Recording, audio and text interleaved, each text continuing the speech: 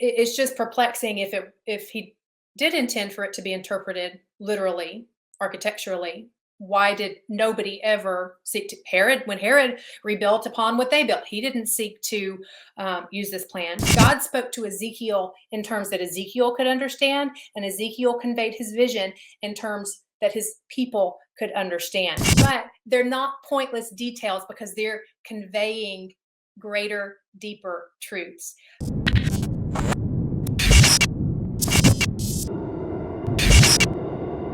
Hey everyone, this is What Your Pastor Didn't Tell You. Today I'm on with Andrea Leigh Robinson. We're going to be talking about Ezekiel, the future temple or whatever. We have our Left Behind book here. We have our Old Testament scholar. Let's get into this. Dr. Andrea Leigh Robinson, how are you doing today? I'm fantastic. Thank you for having me. Of course. Can you tell us a little bit about your background in the topic of Ezekiel and education, faith, all that kind of stuff? Sure. We might be off to a bit of a rough start if we're starting with Left Behind, but I think we will make our way through that and Awesome. hopefully bring some greater clarity in that area. But yeah, I am, I wouldn't say I'm strictly an Old Testament scholar. My degree has spanned both Testaments. The PhD program that I completed, it's actually biblical interpretation, and we have competencies actually in both Old and New Testament. So we did the language skills for both. And because we have the competencies in both, many of us actually have gone on to do a lot of intertextual work. Which my dissertation, the subject of my dissertation was, well, the title is Temple of Presence. And basically what I was looking at is how does John in Revelation 21:22 use and how does he reference Ezekiel's temple vision in Ezekiel 40 through 48? So I did that for my dissertation, and I also pastor. I pastor a I'm associate pastor of a non-denominational church in Madison, Alabama, and I love that. I love getting to keep one foot in academics and one foot in ministry as well. So just like my research is on the academic side, I also have writing in the more devotional area. I have a series of devotional books that is currently coming out, Rooted and Flourishing. And it's basically devotionals inspired by God's creation. And basically all of my writing, the central theme is God's creation, new creation. How does the creation we're living in now, how does that relate to what's going to happen in the future when Jesus comes back? And so I've done some work in wisdom literature as well, but really that's the common theme. And then running through all of that, temple theology, because that's a huge part of creation and new creation, what's happening theologically there. So yeah, For sure. that's it in a nutshell. Yeah, and you also have your website, so everyone go make sure to check that out. Yes. Yeah, AndreaLeighrobinson.org. there you go. Nice. All right. So let's go ahead and get into it. And this is kind of an open question, so feel free to share whatever you think of.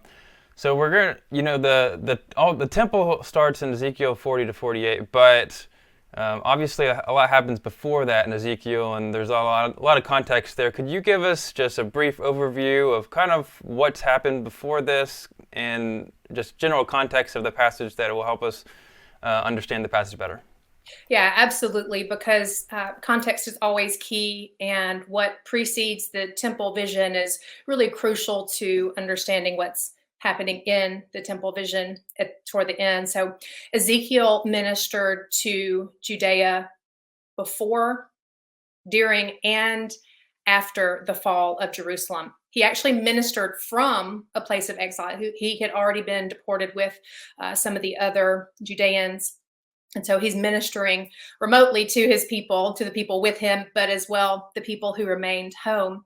And God called him as the word used in scripture is watchman. God called him as a watchman. He's to warn them, even as they're coming up to that red line of complete destruction by Babylon. God's still offering them an opportunity to turn back to him. And so Ezekiel was his sort of last spokesman there. There's a few other prophets that ministered during that same time, but Ezekiel, he's kind of a little bit of a standout. The book itself goes a little bit back and forth between some visions that the Lord sent him, but as well as his ministry to the people through his prophecies and sign acts that the Lord called him to.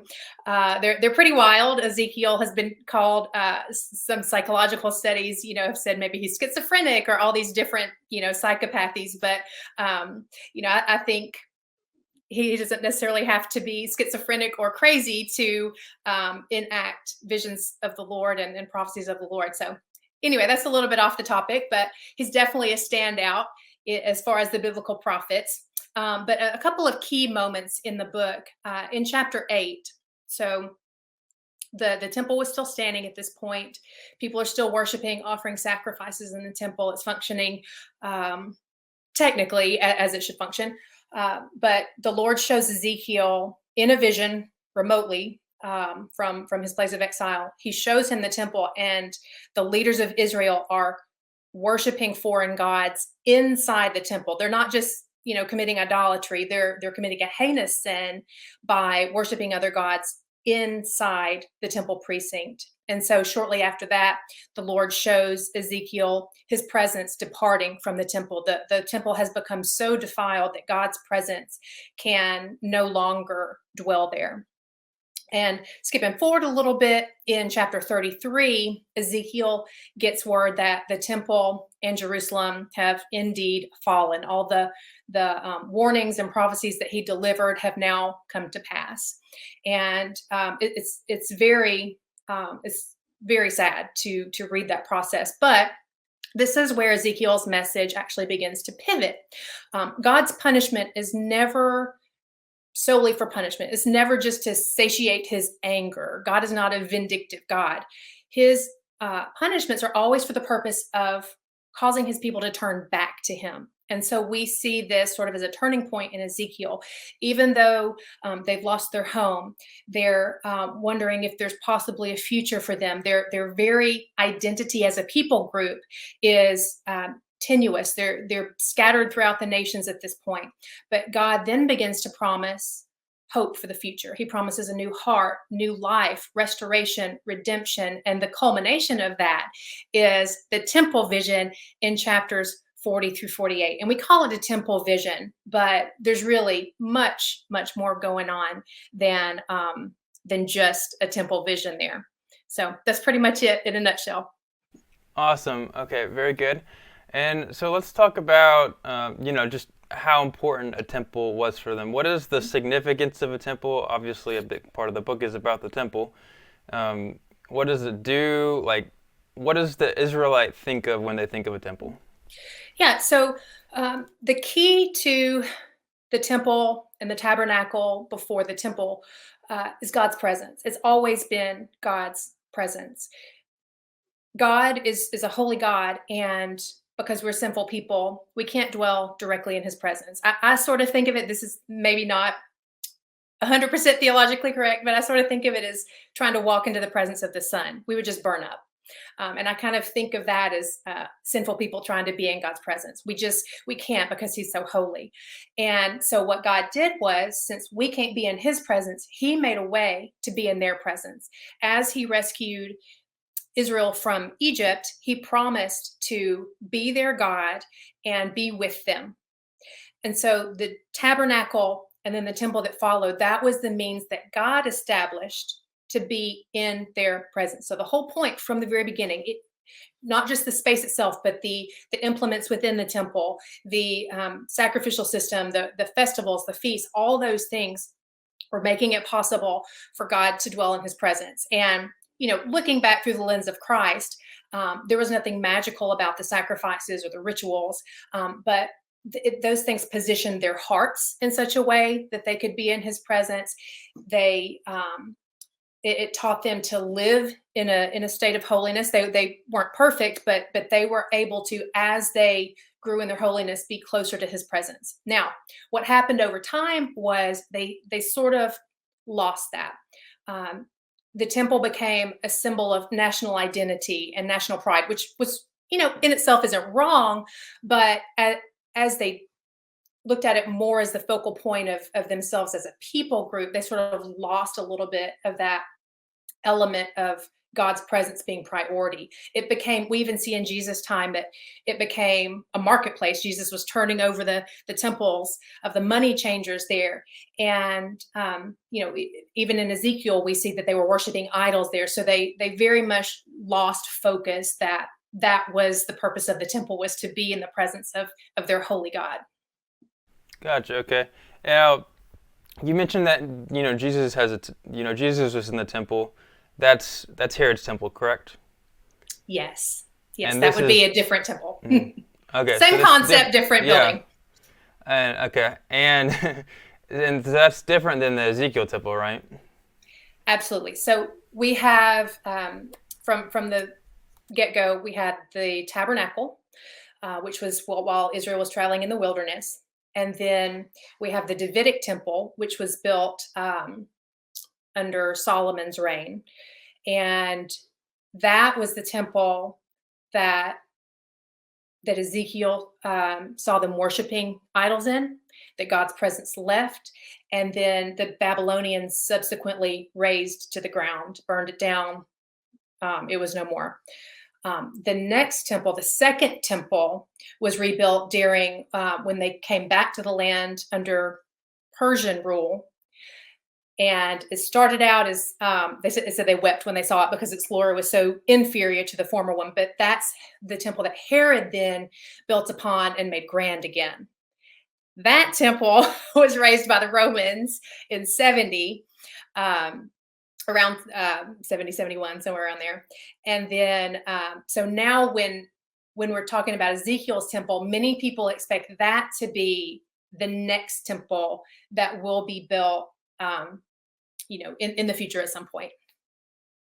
And why would we? So most people think that Ezekiel's temple, that the envisioned temple from 40 to 48, that's the future temple. So but like just from a chronological perspective, it's like the next temple is the one where they come back from Babylon. So like, why wouldn't they consider it that temple? Yeah, well, that really plays into kind of what we're going to be talking about, I think, for probably most of our time together. That is the question. If this was supposed to be the next temple, why didn't they use these architectural guidelines and these ritual guidelines that Ezekiel gave them? Because there's no indication, at least that I have read anywhere, that they even considered following Ezekiel's guidelines. That's very interesting. I can't wait to get into it. Okay, so you have Ezekiel 40 to 48. Can you give us, I don't want to say brief, but I want to say a summary, the major parts of it, any details worth mentioning before we get into the main questions? Yeah, so I definitely will be brief, but Ezekiel 48 is basically, we call it the temple vision, but there is more going on. The bulk of it is sort of architectural guidelines, dimensions. There are a couple of highlights in 43 and 47 where we see God's presence return to the temple. That's a very important moment in the book. It almost can get lost in all the architectural details, but God's presence returned. And then in 47, we see this almost like new Eden setting. And then in 48, as the book ends, the very last line of the book is, the name of the city will be "The Lord is there." And I believe that's really key to understanding the vision as a whole. Interesting, very interesting. Okay. So, this is obviously called Ezekiel's vision for a reason, but if it was a vision, it had to be written down at some point. What would you say are the most popular views as to how people viewed the way the vision occurred and how we got it? For example, like, was it your typical God, like, gave Ezekiel a vision, he just, like, wrote it down immediately, like some type of dictation, or was he writing as he saw the vision, or how does that all work? Yeah, so I haven't spent a whole lot of time on this question because I don't think it significantly impacts our interpretation. I will say I don't think he wrote it down as God was giving him the actual vision, because in several visions throughout the book, it says he literally like fell on his face. So I get the impression he was kind of in awe and really in the moment with the Spirit of the Lord. I do think that he probably wrote it himself. He was of the priestly line. He most likely would have been very educated and literate. I do think there probably, as with much of Scripture, I think there's a good possibility that some editing and some shaping happened later on. But Ezekiel's a very unified book of the prophetic books. It's very unified, and there's not really a whole lot of debate. There has been some debate in the past, but it's just kind of gone in circles, and we always keep landing back on. It seems most likely that Ezekiel himself wrote most of this book in the form that we now have it. Gotcha. Okay. So, what would you say are the most popular literal views on how people see the temple in Ezekiel's vision? All right. So this is where we're getting into a little bit of the left behind theology. My mentor won't even call it left behind theology because he said it's not even close enough to theology to actually call it that. So let me clarify the word literal first, because literal is kind of a sticky word when we come to interpretation. Because I would say, like, in general, I adhere to a literal interpretation of the Bible, but at the same time, we do have to pay attention to genre and the cues that the authors are giving. So when I say literal in regard to Ezekiel's vision, I say I would say that means architectural, physical structure. So in regard to when we say literal, it's a physical structure that's going to be built at some point. Okay, so there's a significant portion of scholars that believe Ezekiel's describing a literal building that's going to be built at some point in the future. And to their credit, Ezekiel gives a lot of very specific details. And they would say, why is he giving us all these super specific details if he's not intending it to actually be built as a building? And we'll respond to that in a second. But a major problem with this view is that Ezekiel also gives a great deal of attention to the sacrifices that are going to be performed in this new temple.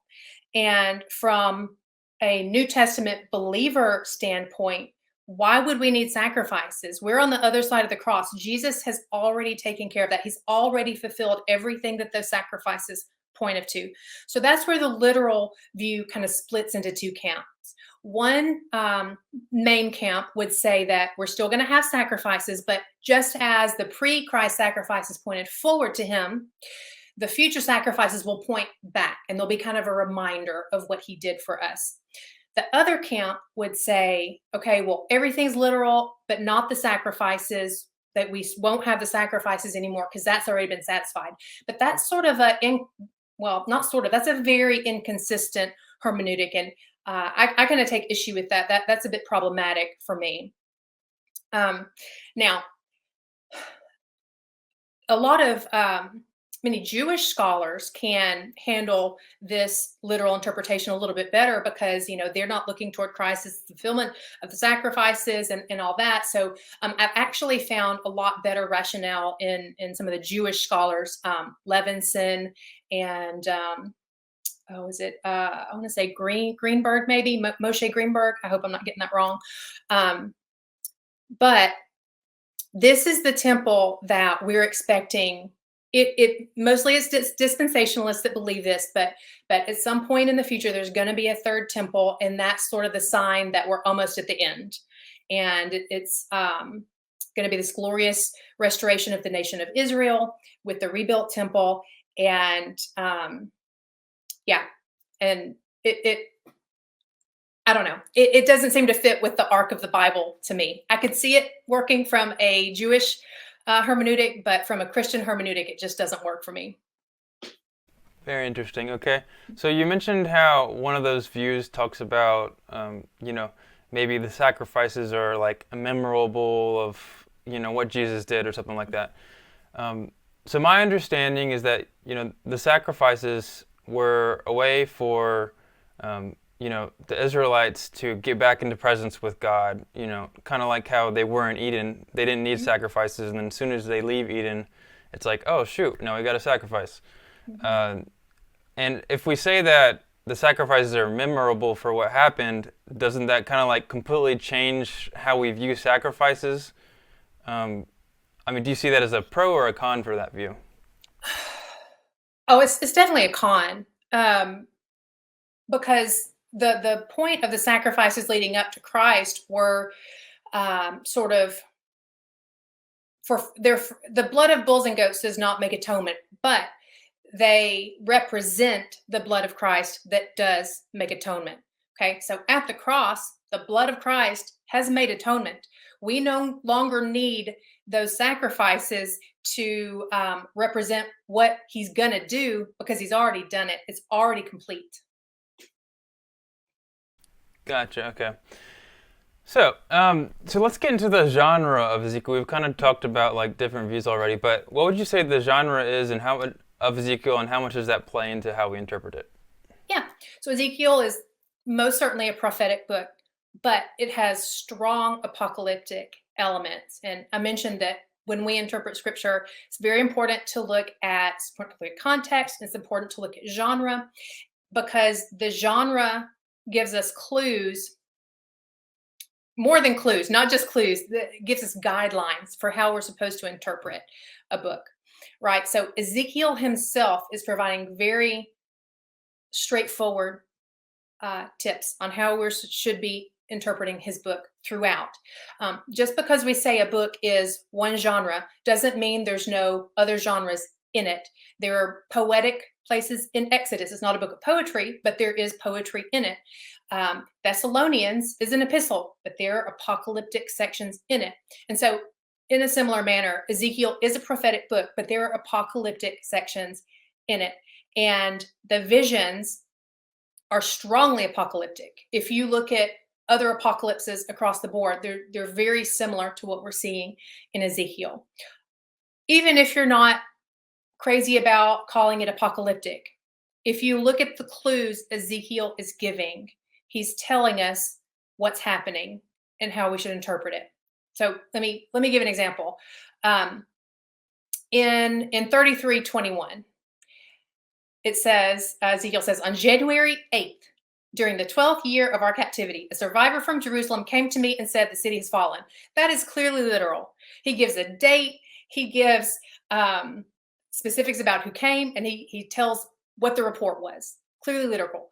But then at the beginning of the temple vision, he says, in the visions of God, he brought me into the land. Remember, he's in exile. He's far from the land. Or at least far from Jerusalem. In visions of God, he brought me into the land of Israel and set me on a very high mountain. And on it to the south, there was something like a structure of a city. So the Spirit of God has supernaturally taken him, whether bodily or only in spirit, and transported him to show him a vision. It continues on that he's walking around the land with this glowing band of bronze. So these are very clear cues that this is not a literal account. It's a vision from God. And when we understand that this is not a literal account of events that happened, that tells us that hermeneutically, we should probably consider, is there something more going on beyond the surface, that he's going to the land and walking around and getting dimensions? Is there something more? Most likely because it's a vision from the Spirit of God. Gotcha. So maybe I misunderstood you, but I'm curious, why do you think that a vision can't be literal? A vision can be literal, but the way Ezekiel portrays it, he's being basically flown to the land, walking around with a man of bronze. Visions can be literal, but Ezekiel's giving us clues that there is more going on than simply what is on the surface. Gotcha. Okay. Now, lost my place. Okay. Yeah. So, apocalyptic. For those that aren't very familiar with that term, could you describe like what texts or that are in the Bible, outside of the Bible? You mentioned a couple. Like, what are some general things that we see in other apocalyptic texts that I guess maybe make you conclude that this one is also one of those? Yeah, so that's a good point. We can look at reception history, how other people have read this work or any work, how have other people understood it, how have other works of literature referred to it. So, for example, First Enoch, which is wildly not literal, it's way out there.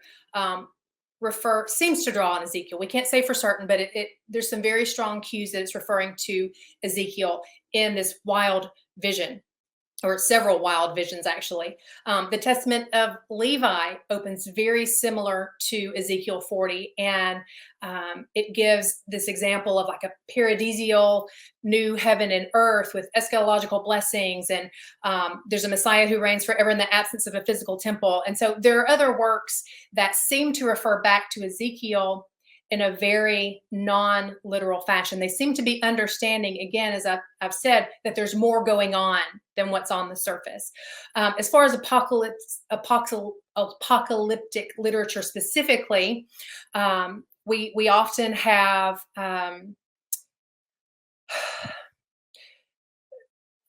wide contrast. There's black and white, night and day. There's these broad contrasts between good and evil. There's high mountains and deep pits, and so we see some of those elements in Ezekiel. There's the high mountain. There's going down into the land, but then even within the temple, you're rising back up to the pinnacle where the altar sits. Ezekiel is not as fantastical as many apocalyptic works are, but there are enough elements that show us Ezekiel is moving in that direction. I've heard some scholars refer to it as proto-apocalyptic. He's not really fully apocalyptic. He doesn't go, pedal to the metal. So some would call him proto-apocalyptic because a lot of the elements were there, but he's not quite as out there as a full apocalypse would be. Another strong element is just dealing with the themes of like restoration, end of the world type things, like a new day is going to come. That's sort of an apocalyptic type thing that Ezekiel does hit very strongly on. Would you say that Revelation is more apocalyptic than Ezekiel? Oh, most certainly, yes. Revelation is a fully apocalyptic. Mm-hmm. Gotcha. Okay. Okay. Well, so let me rephrase that. I said fully apocalyptic.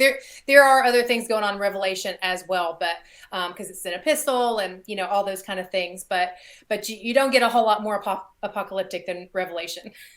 Yeah. Right. Okay. So what are some different views that people advocate for more of a figurative reading? So you have different meanings behind different, I guess, symbolism. I guess. What can you tell us about the different views that people take? Yeah. So one of the bigger categories would be sort of a literary understanding.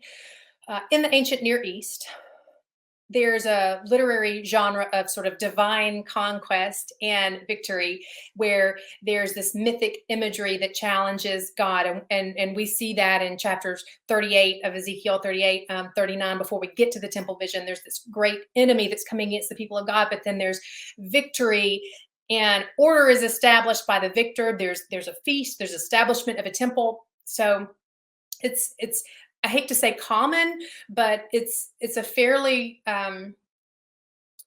it's an element that we see often in ancient Near Eastern literature. So some scholars believe that Ezekiel is somewhat following this pattern. There's also a literary genre of temple description accounts. We see that in some Mesopotamian literature, some of the Qumran literature, the Temple Scroll, even the Mishnah, part of the Mishnah, the Tractate Midot, that it describes a temple that was never built. And it's more for the purpose of meditating on God's works, meditating on how we enter his presence, how should we live when we hope to approach his presence. And that sort of verges into the next category, which is more, it's still literary, but it's more ideational, it's more theological. So Bloch in particular, highly recommend his commentary on Ezekiel. he would say that each detail, and I fully agree, each detail communicates truths about God. So the symmetry reflects his perfection and his order and his holiness. The detailed descriptions of the glory of the temple would convey, God's glory and his power. The temple that Ezekiel describes has massive, massive gates, like way out of proportion to the walls, which I believe convey like safety and security, that God is protecting his people. No enemy can get in that city because God is fully protecting it. Another function specifically of Ezekiel's temple that he articulates, he says that the temple should give them an awareness of their sin. So you don't need a physical temple for that. Just based on his description, he's showing that we have to prepare ourselves to enter the presence of God. As they reflect on the perfection of the structure, they should be reminded of the imperfection in their hearts. And so this line of thinking would say that even in the architectural details, there's deep meaning behind it. Beale and Daniel Hayes both argue that Jesus is the fulfillment of this temple. I argue the same thing. And so the vision points people toward the future. I don't want to jump too much into the New Testament, because I really want to focus on what Ezekiel is doing. But we could say, without going to the New Testament, that this vision is pointing them toward a new and better future by showing them elements of this temple that are better than their previous one. It's pointing them toward a new and better temple, that even in their heyday, even when things were going well, this one's going to be even better than that one was. So yeah, I think that's about it. Okay. So I know you said you didn't want to mention the New Testament. But well, obviously we can if you want to. Yeah. So I definitely should at some point. But just briefly, on regards to Jesus being kind of like the new temple or the fulfillment of Ezekiel's temple, could you talk about flesh that out a little bit more? Like why would we think that Jesus is fulfilling it? Obviously, we have the Holy Spirit and like our bodies are a temple or all that, but that seems a lot more different than Ezekiel. So what are your thoughts on that? Yeah. So it goes back to, what is the temple? What is its purpose? Why do we even need a temple? The temple allows us to be in the presence of God. Through his sacrificial death and resurrection, Jesus has made it possible for us to be in the presence of God. We no longer need a temple. Jesus fulfills that function because he's done away with the need for a temple. All the elements of the temple, the bread of life, the candles, the light of the world, the sea, or the things that they would wash their hands in. I'm losing the word for it, but Jesus washes us clean. Yes, there's a sea basin. I think there's another place where they wash their hands as well, but definitely the sea. And then the sacrifice, of course, the sacrifices, Jesus fulfills that. We no longer need sacrifice because Jesus fulfills that. So when we get to Revelation, it says there's no temple because God and the Lamb are the temple. Every aspect of the temple, everything it pointed towards is fulfilled in Jesus Christ. And John shows us that in Revelation. Awesome. Yeah, so that'll give you a little preview into Revelation when we talk about that later on another video. So as far as figurative language goes, what would you say is the best reasons, you kind of already mentioned some, what would you say is the best reasons for thinking that Ezekiel's temple is symbolic or, theological, whatever? Yeah. So there's the mythological elements. And I know that makes a lot of people uncomfortable. But when we say there are mythological elements, we're not saying that Ezekiel is mythology. We're just saying that he is presenting this vision in a style such that he intends his readers to understand there's more below the surface. There's more beyond the architectural details. So it's Ezekiel's transported to a high mountain, the mountain of the gods. Olympus, the mountain of the gods is where humans encounter the presence of God. So anytime there's a mountain in mythology and biblical literature, we should automatically think this is a place where God and humanity are coming together. So there's that's just one tiny element, the mountain there. Interpretation history. The Jewish people didn't seem to regard this as a blueprint that they should build on. And that's evidenced by the fact that they went back to the land and did not build this temple plan. Nowhere in the vision is there a command to build it.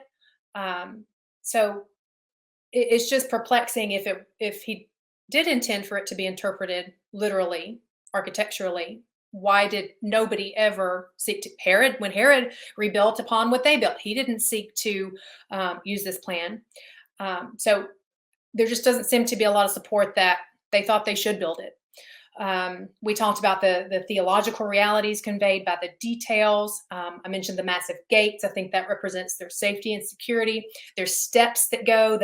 The innermost point within the temple complex is the altar. You would think that would be like you would expect that to be the place where the high priest is, or where the throne is, but it's actually the altar, which reminds us that sacrifices are the way that we come into the presence of God. Again, that whispers Jesus in our ear, or it should. The entire city exhibits qualities of the Holy of Holies, and the land that the temple is on is called the Holy of Holies. Ezekiel calls that land the Holy of Holies. That doesn't make sense if you're going to build a temple with a Holy of Holies in it, because the whole thing is the Holy of Holies. Let's see what else. The name of the city is God is there. His presence is in the whole thing. His presence is not confined to a Holy of Holies in the middle of the temple. His presence is over the whole city. It's constructed in such a way as to correct past abuses. There are some thick walls that are barriers so that they couldn't get in and do their idolatrous cultic acts that they had been doing in the past, in past temples. So there are literal structures in place to prevent that from happening.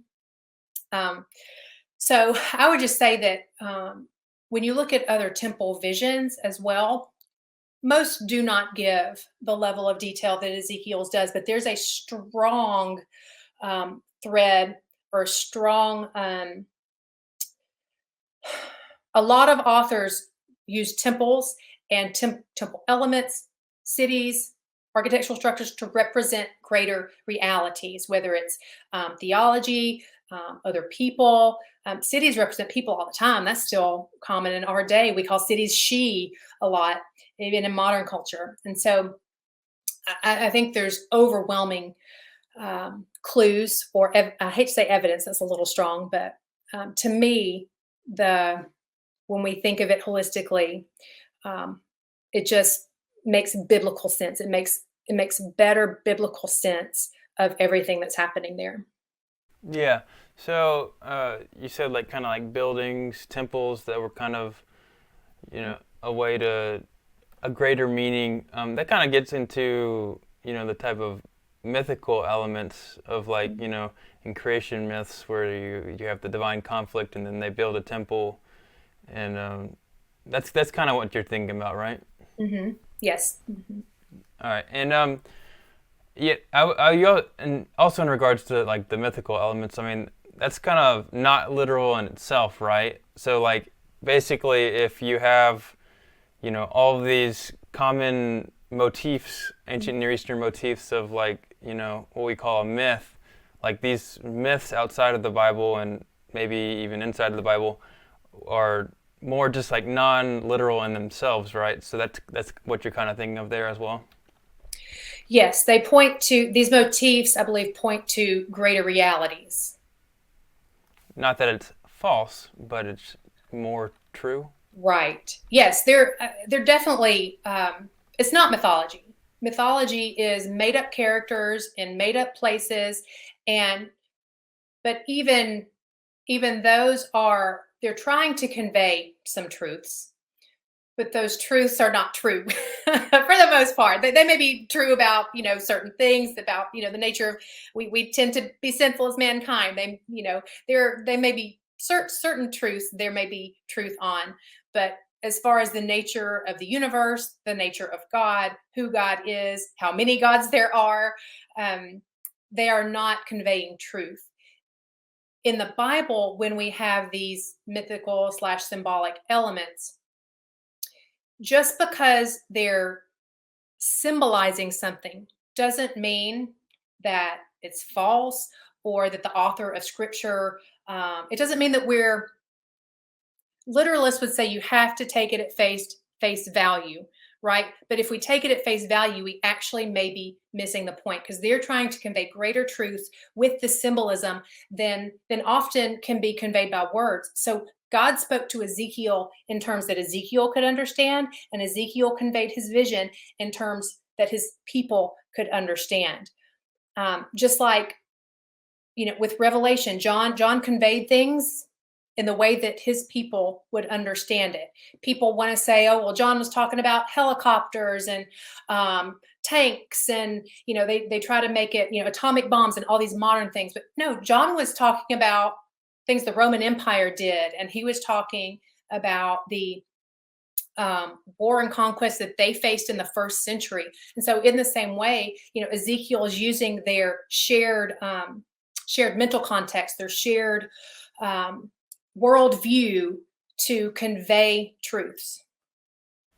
I see. Okay. Now, you mentioned the idea that, there's a lot of materials. It's like kind of weird. Like, why go through all this effort to just mention these random, arbitrary materials that probably don't even mean anything if it's not a literal temple? Can you talk about why that's not a hindrance towards what you say is your view? Yeah.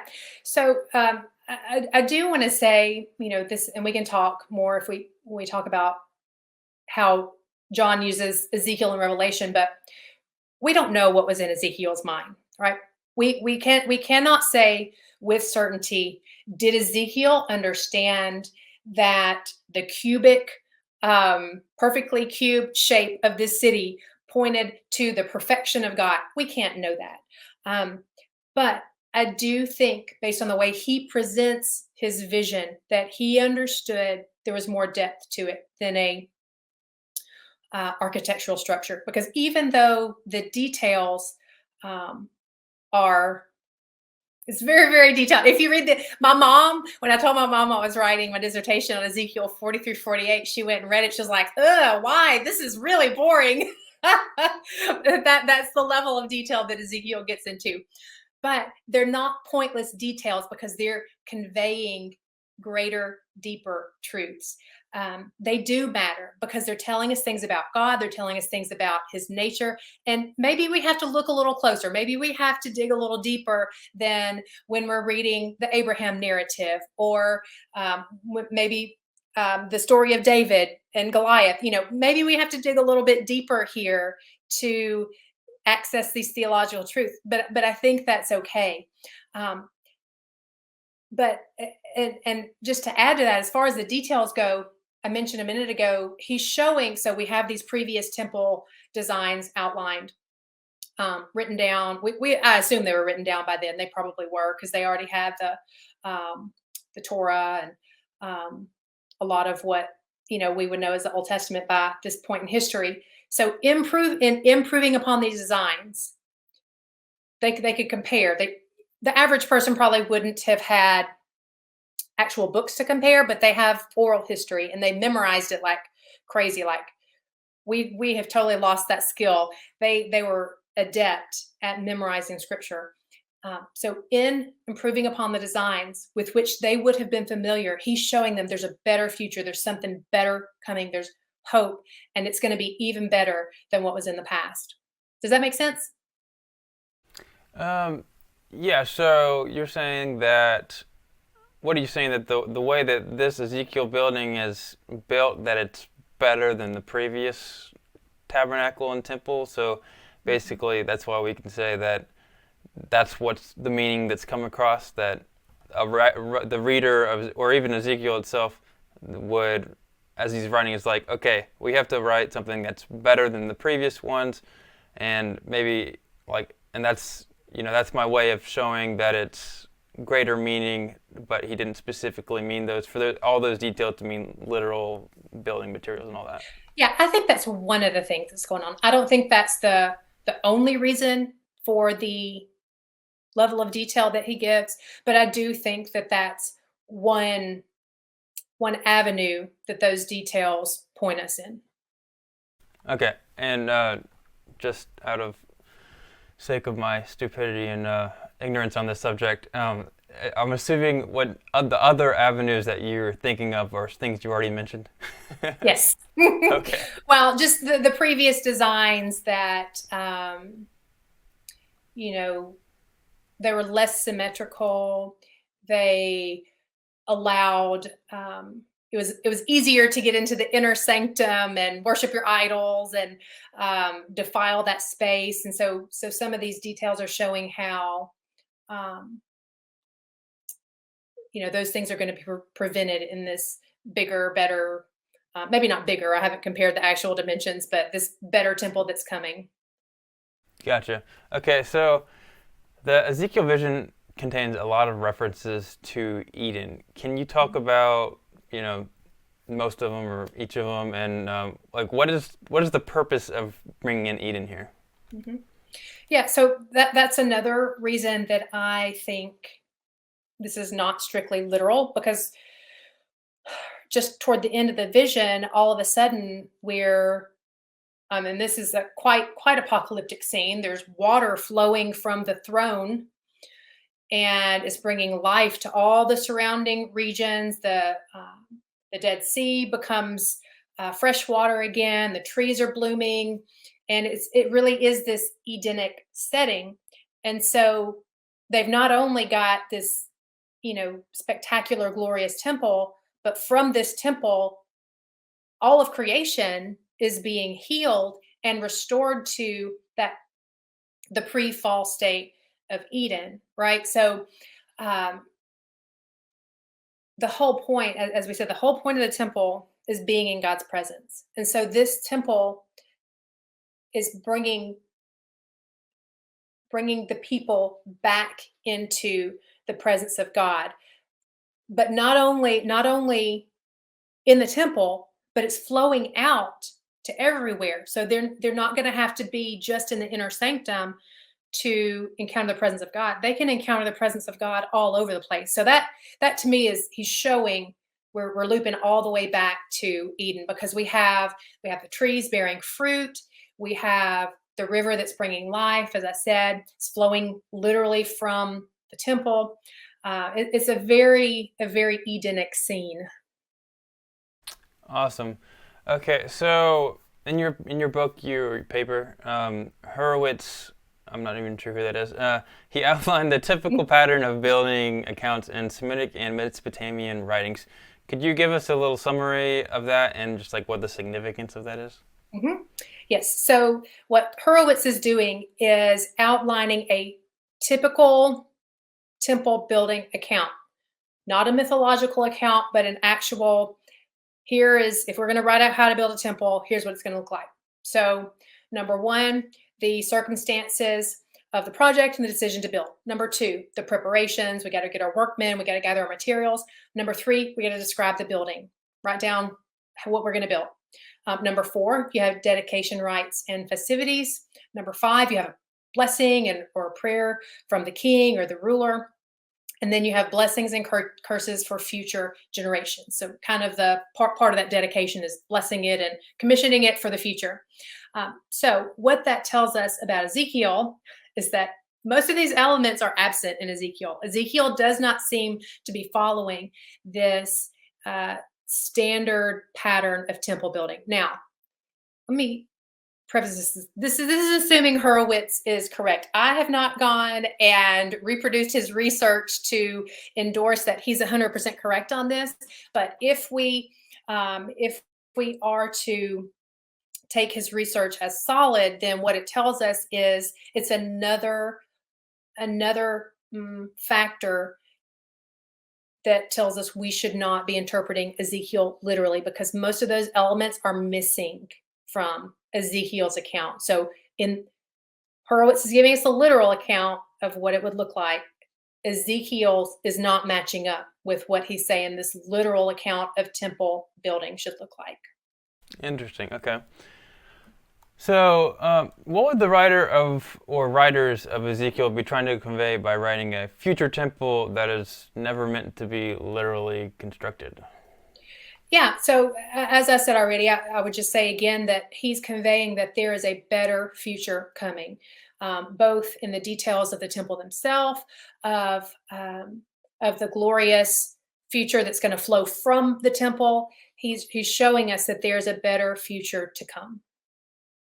So, when you mean, not literal, like, does that mean that you don't think there's going to be a temple like at all, in heaven or the new earth or whatever, and that's purely like symbolic, or what would you say? Yeah, I would say it's purely symbolic because Jesus is the temple. In Revelation 21 says there's no temple because God and the Lamb are the temple. So I think the temple points toward the presence of God. And when we are able to fully dwell in the presence of God, we don't need the temple anymore. As far as I think you're kind of getting more into eschatology, and the way I understand it, based on my research and my studies and my reading, um, when it's all said and done, there's heaven and there's earth, right? And right now we're separate because we can't dwell in God's presence. We're redeemed by the blood of the Lamb, but we're still sinners. And until we're in that already not yet, which we say a lot in eschatology. So until we get all the way there, we still can't be fully in God's presence. So when Jesus comes back, when it's all said and done, our space and God's space are going to come together. I don't think there's going to be like heaven and a new earth. I think it's all going to be one, because that's what Eden was, right? The arc of the whole Bible is taking us back to Eden. So we don't need a temple anymore because our space and God's space are going to come back together. That's the new heavens and earth. That's what Ezekiel is showing us. That's what John is showing us. So we don't need that temple anymore because the whole earth will be full of his presence. Very fascinating. Okay, so without spending too much time, you already mentioned some Second Temple Judaistic writings on Ezekiel. When I was reading your dissertation, though, you mentioned a couple that did talk about Ezekiel's temple being literal. Did I read that correctly? Yes. So I'm trying to remember which ones. I'd have to look back at my all my sources and everything I read. I'm thinking Tobit and Baruch, Okay. but I could be wrong. That sounds. I'm pretty sure Tobit does. I think that sounds right. I think you're right. So one of the things that shocked me when I went into this, I fully expected that everything I read, as far as Jewish literature, literature from the Greco-Roman period, in this region of the world, I fully thought that everything was going to point to a temple. I fully expected that. So I was really surprised once I started reading through all these ancient sources that they're all over the place. Some of them, you have a literal temple. Some of them, there's a heavenly temple, but not one on earth. Some of them, there's nothing. Some of them have a Messiah. Some of them don't have a Messiah. So there's really no, we would say consensus as far as scholar things. There's really no consensus in the ancient world about what's to happen. I would say that the only consensus is that we're going to be restored fully to the presence of God. Nobody's sure how that's going to happen, whether we're going to need a temple or not, whether the Messiah is going to be there. We're not quite sure about that, but what we're sure is at some point we're going to be back in God's presence. Awesome. Okay. Now, regarding the New Testament, you kind of mentioned that Jesus has some type of fulfillment of this temple, and then you also Revelation talks about. But do we have any other passages that specifically mention the Ezekiel temple? Oh, not off the top of my head. I can't I can't think of any. I'm not going to say there's not any, but I'm just going to say I can't think of any. We do have just, temple language in general. Oh yeah, um, there are other places where it's kind of veiled. I don't think they talk about. There's no place that talks about it real pointedly. I don't. That would be maybe a good research question to see, to look, broadly across the New Testament. Jesus does refer to himself as the temple in the New Testament. He says, the temple's going to be torn down 3 days. I'll raise it back up, which obviously he was referring to himself.